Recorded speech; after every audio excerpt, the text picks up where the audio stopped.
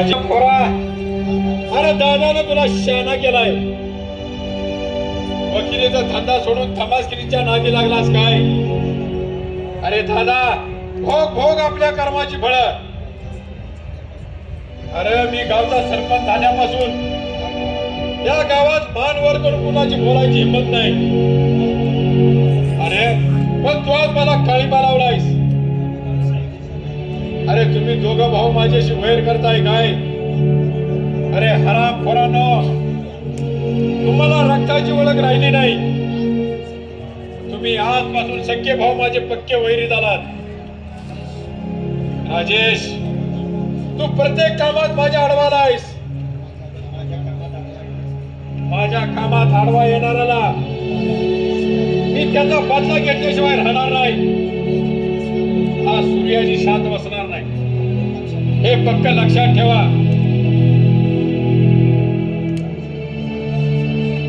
राम सरपंच, कसला विचार करीत बसलायसा? ये फिरे ये, अगदी वेळेवर आलास बघ. सरपंच, वाचनाला लागणारी रामोशाची अवलाद आहे. बोला सरपंच, कामाचं बोला. प्रिया, तू माझा जेवढं दोस्त आहेस बघ. आजपर्यंत तू प्रत्येक कामात मला साथ दिलीस, पण आजचं काम जरा महत्वाचं आहे बघ. आणि हे काम सावधगिरी बाळगून करायला लागेल. सरपंच, मरणाला थांबणारी रामोशाची अवलाद नाही. बोला काय काम आहे ते? एका खावात 2 तुकडे करून गुहेतील कोण्या कुत्र्यांना मेजवानी घालतो. शब्बास प्रिया दोस्ता, शब्बास. प्रिया, कामाचा मोबदला बनवून हे ऍडव्हान्स घे. बाकीचे पैसे काम झाल्यावर भेट. ठेवते. कामाच्या अगोदर मोबदला? बोला लवकर, कामाचं बोला. प्रिया इकडे.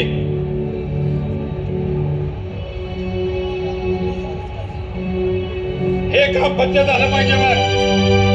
काय काय सरपंच, हे काम माझ्या हाताने होणार नाही. हे पैसे परत घ्या. प्रिया, गुमान रक्कम ठेव. तुला हे काम करावंच लागेल, नाहीतर. सरपंच, आजपर्यंत तुमच्या शब्दाबाहेर नाही, पण या कुणाचं धाडस माझ्या हाताने होणार नाही. अरे माझ्या तुकड्यावर जगणाऱ्या कुत्र्या आणि कुणाचं धाडस होणार नाही. या सूर्याजीला विरोध म्हणजे प्रत्यक्ष स्वर्गाला निमंत्रण. लक्षात ठेव. सरपंच, सख्या भावाचा कोण? अरे प्रिया, हे काम तुला करावंच लागेल. जर का हे काम नाही केलं तर तू केलेल्या प्रत्येक पापाचा पुरावा माझ्याजवळ आहे. आणि ते जर पुरावा मी कोर्टात हजर केलं तर आयुष्यभर खडी फोडत बसशील. प्रिया, बोल, काय करायचं ठरवलंय? सरपंच, हे काम मला मंजूर आहे, पण माझ्या जीवावर बेतलं तर? त्याची काळजी करू नकोस प्रिया. अरे हा सूर्याजी सरपंच जिवंत असेपर्यंत तुझ्या केसाला सुद्धा धक्का लागणार नाही. ठीक आहे सरपंच, तुमचा दरारा मस्ती ठेवाय. येतो म्या. हे प्रिया, इकडे. जर का इकडचं तिकडं तिकडचं इकडं झालं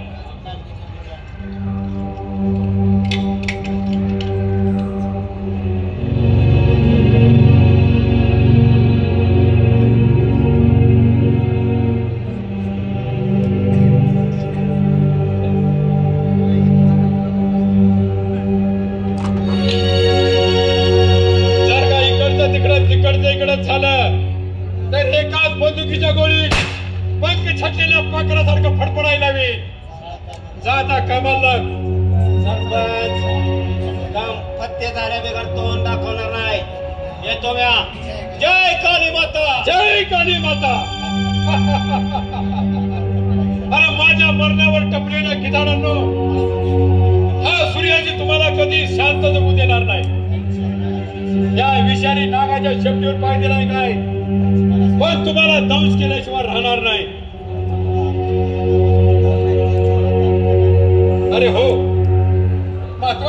तासाला मला तालुक्याला जायचंय. चिमण्या, अरे चिमण्या, अरे मेला की काय हरामखोर.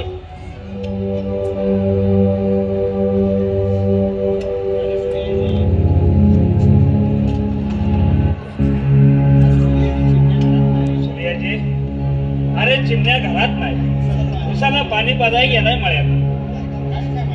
काय काम आहे त्याच्याकडे? अरे तू आणि चिमण्या दोघं घरचं खाऊन खाऊन माजलाय साल्यानो.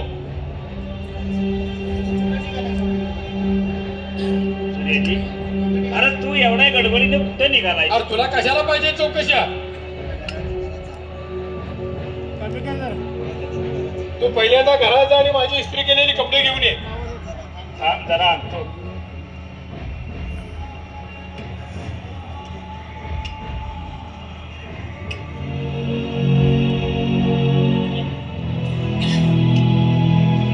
अरे सूर्याजी, कपड्याला इस्त्रीच केलेली नाही. चिमण्या, तुम्ही दोघं घरचं खाऊन माजलाय साल्यानो. एक काम इथं तुमच्याच्यानं होत नाही. तुम्ही या घरात राहायच्या लायकीचे राहिले नाही.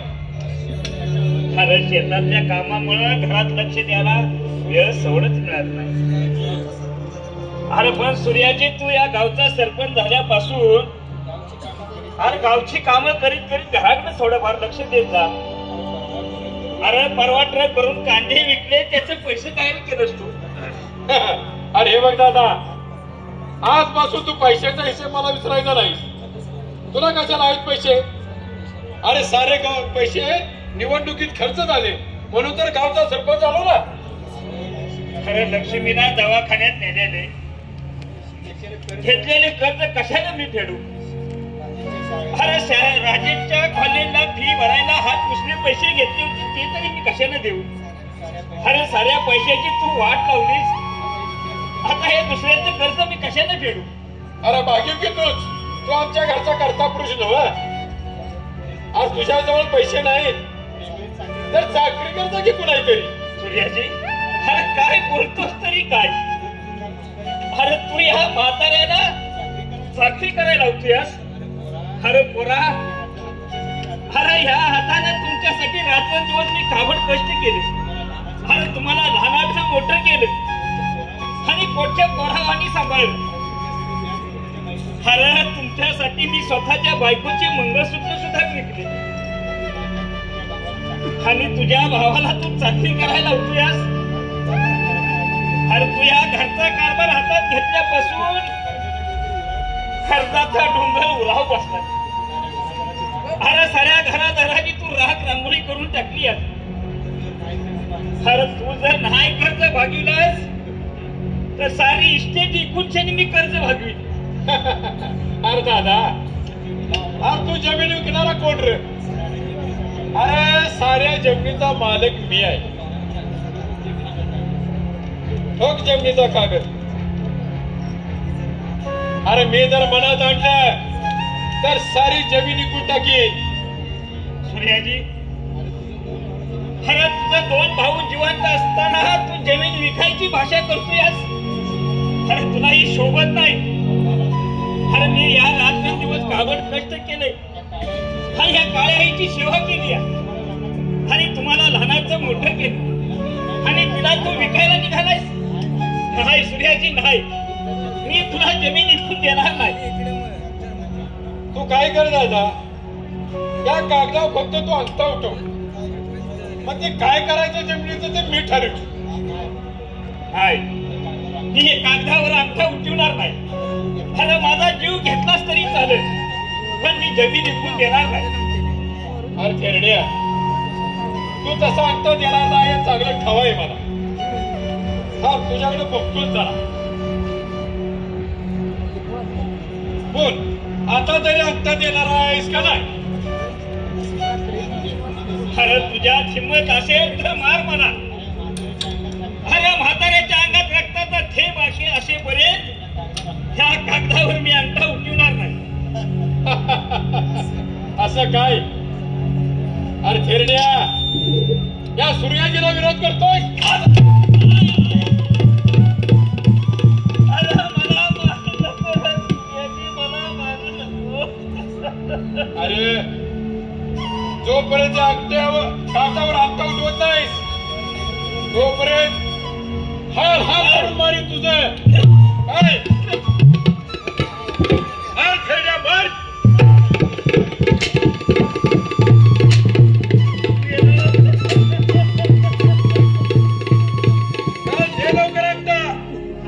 सूर्याजी थांब अरे मला मारू नको सूर्याजी थांब चल दे लवकर अंगठा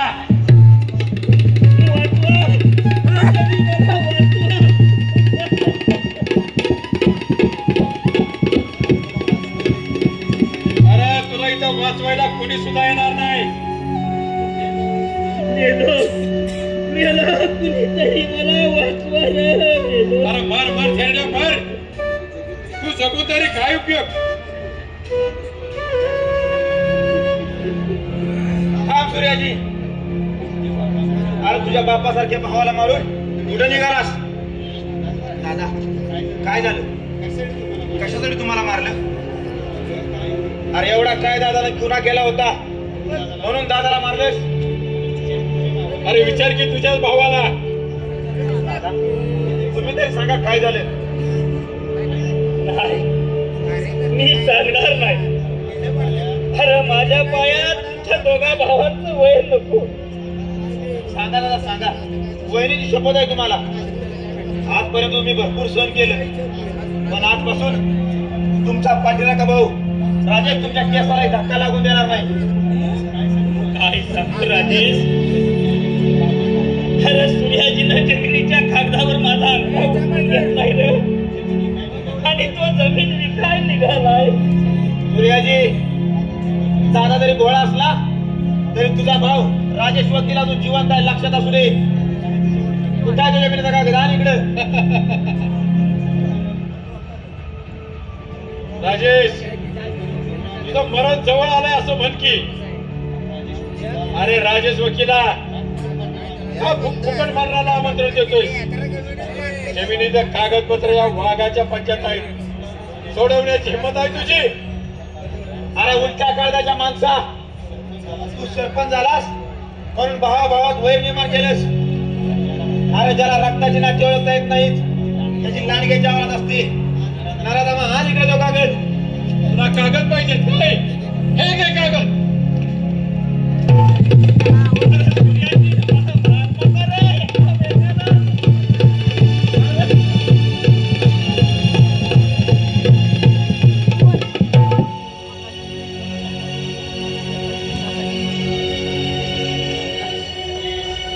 राजेश आज या विषारी नागाच्या पायावर पाय दिलायस पण तुला दौश केल्याशिवाय राहणार नाही हे फक्त लक्षात ठेव थांब सूर्याजी थांब अरे पुढे निघालाय सूर्याजी अरे जा जा बघून घे ही सुद्धा आबा देशमुखाची औलाद आहे राजेश अरे असं भावाभावात वय निर्माण करू नका रे असू दे पोरा अरे किती झालं तरी तो आमचा पाठचा भाऊ आहे दादा तुम्ही सांगा तर मी काय करू मायेपोटी तुम्ही सर्वांना सारखे धरता पण तुमचा असा झालेला हा छळ या उघड्या डोळ्याची पावत नाही दादा मी त्याला जमीन विकून देणार नाही जमिनीसाठी त्याला मी कोर्टात खेचेन अशा घरगुड्या भावाला शासन झालंच पाहिजे राजेश अरे असं कशाला बोलतोयस अरे बाबा असं करून चालणार नाही असू दे अरे देवाच्या मनात असेल तसंच काही घडेल त्याबद्दल तू पुरा जास्त विचार करू नकोस चल घरला चल चला दादा तुम्हाला विश्रांतीची गरज आहे तुम्ही घरात विश्रांती घ्या मी माझ्याकडे जाऊ